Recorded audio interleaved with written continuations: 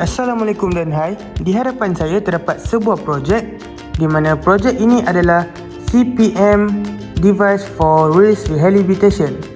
Okey, di mana komponen-komponen yang digunakan untuk projek ini adalah ESP32, servo motor, power supply 5 ampere dan juga buzzer. Okey, function projek ini adalah untuk rehabilitation tangan, di mana ia akan menggerakkan angle tangan kita secara automatik dan ia akan membetulkan angle tangan kita. Okey, apabila ia bergerak secara automatik, ia akan bergerak secara atas, bawah, kiri dan juga kanan.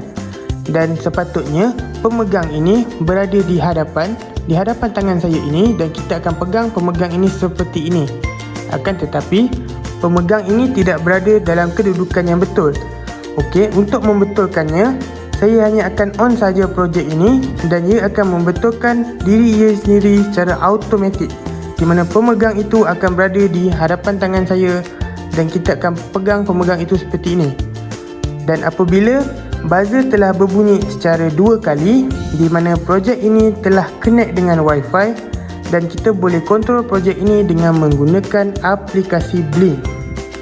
Okey, pada aplikasi Blink kita boleh lihat terdapat 2 mode, di mana yang atas ini adalah auto mode dan yang di bawah ini adalah untuk manual mode. Okey, di mana projek ini akan bergerak mengikut 3 pergerakan, di mana pergerakan yang pertama adalah extension, dan pergerakan yang kedua adalah ulna, dan pergerakan yang ketiga adalah supination. Okey, apabila kita pilih auto mode, ia akan bergerak mengikut 3 pergerakan ini. Dia akan pergi pergerakan yang pertama, dan kemudian akan pergi kepada pergerakan kedua, dan kemudian akan pergi kepada pergerakan yang ketiga. Dan apabila habis pergerakan yang ketiga, dia akan ulang semula pada pergerakan pertama dan pergi ke pergerakan kedua dan pergi ke pergerakan ketiga. Okey, untuk manual mode, kita boleh pilih sama ada kita nak menggunakan pergerakan yang mana satu, di mana yang di sini adalah untuk extension, yang di sini adalah untuk ulna, dan yang di sini adalah untuk supination. Di mana apabila kita onkan extension, hanya pergerakan extension sahaja yang bergerak, yang lagi 2 ini takkan bergerak. Okey, sekarang saya akan demokan projek ini. Okey, apabila saya onkan projek ini, kita boleh lihat projek ini akan membetulkan kedudukannya seperti asal secara automatik, dan apabila buzzer berbunyi secara 2 kali, bermaksud projek ini telah connect dengan Wi-Fi dan kita boleh kontrol projek ini dengan menggunakan aplikasi Blink. Okey, sekarang saya akan onkan projek ini.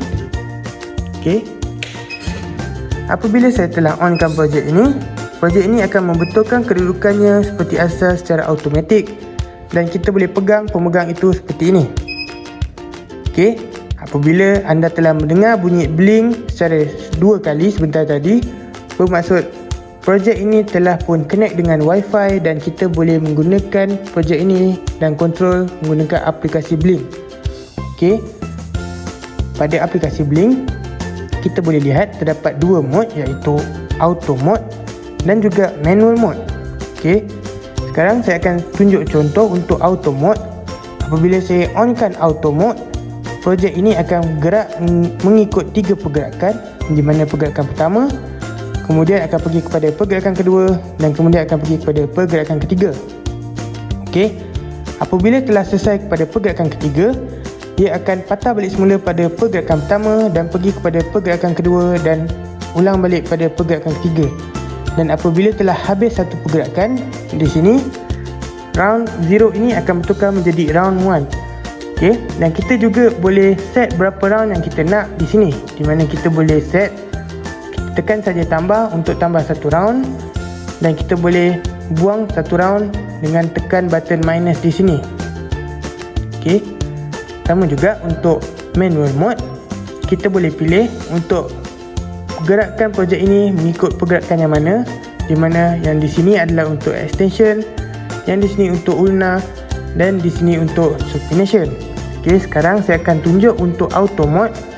Okey, di mana saya akan letakkan tangan saya di sini. dan saya akan tekan saja auto mode. Okey, apabila saya dah tekan, projek ini akan bergerak secara automatik. Okey, kita boleh lihat sekarang ia melakukan pergerakan yang pertama.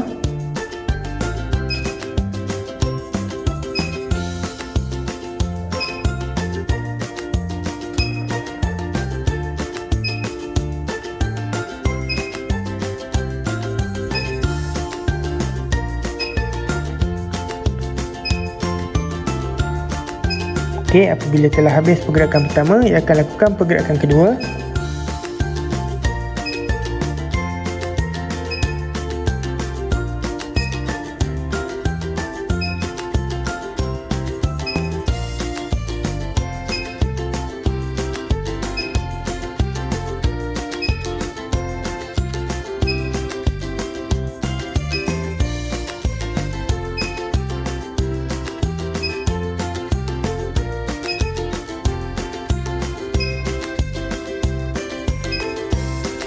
Okey, apabila telah habis pergerakan kedua, ia akan lakukan pergerakan ketiga.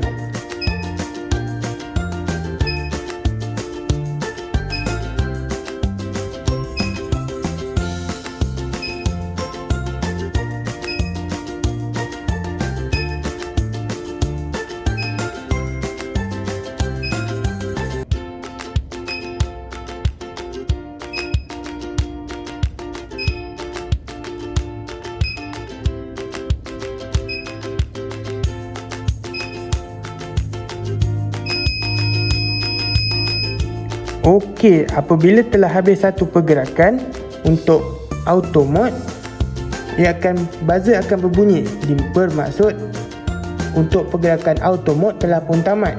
Okey, untuk melakukan pergerakan yang baru, kita tekan saja tambah di sini untuk tambahkan berapa round yang kita nak, dan kita tekan saja auto mode di sini. Kita akan tekan, dan apabila tekan, ia akan bergerak secara automatik mengikut 3 pergerakan ini. Okey, sekarang saya akan tunjukkan untuk manual mode. Okey, saya akan pilih untuk pergerakan pertama. Okey, saya akan letak tangan di sini dan saya akan tekan untuk manual mode. Saya akan tekan dulu tambah di sini. Okey, tekan tambah. Okey, saya akan tekan manual mode. Okey, saya akan pilih untuk pergerakan pertama.